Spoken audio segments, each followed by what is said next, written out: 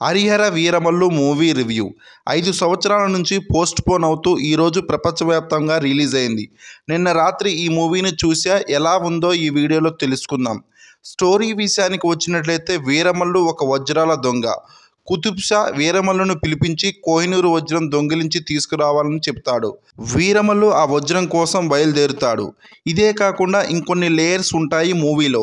వీరమల్లు ఆ వజ్రాన్ని తెచ్చాడా లేదా, ఔరంగజేబుని ఎలా ఎదుర్కొన్నాడు అనేదే మిగతా movie story.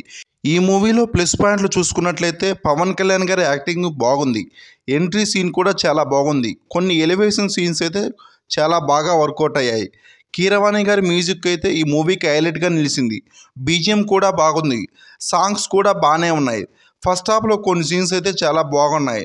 Last 30 minutes movie అయితే చాలా బాగుంది. నాకు ఈ మూవీలో ఇవన్నీ నాకు ప్లస్ పాయింట్లుగా అనిపించాయి.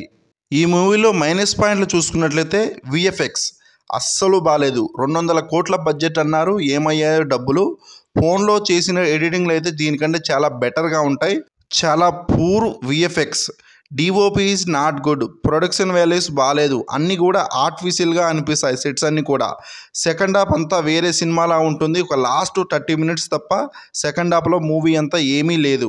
ఫైనల్లీ మూవీ గురించి చెప్పాలంటే ఫస్ట్ హాఫ్లో కొన్ని సీన్స్ అండ్ సెకండ్ హాఫ్లో లాస్ట్ 30 మినిట్స్ అయితే బాగుంది. నాకైతే మూవీ యావరేజ్గా అనిపించింది. మీరు మూవీ చూస్తుంటే మీకు మూవీ ఎలా అనిపించిందో అనేది కామెంట్ చేయండి. ఈ వీడియో నచ్చినట్లయితే ఒక లైక్ చేయండి. అదేవిధంగా మన ఛానల్కి ఎవరైనా కొత్త వాళ్ళు వచ్చి ఉంటే వెంటనే మన ఈ ఛానల్ని సబ్స్క్రైబ్ చేసుకొని బెల్ ఐకాన్ అనేది ఆన్లో పెట్టుకోండి.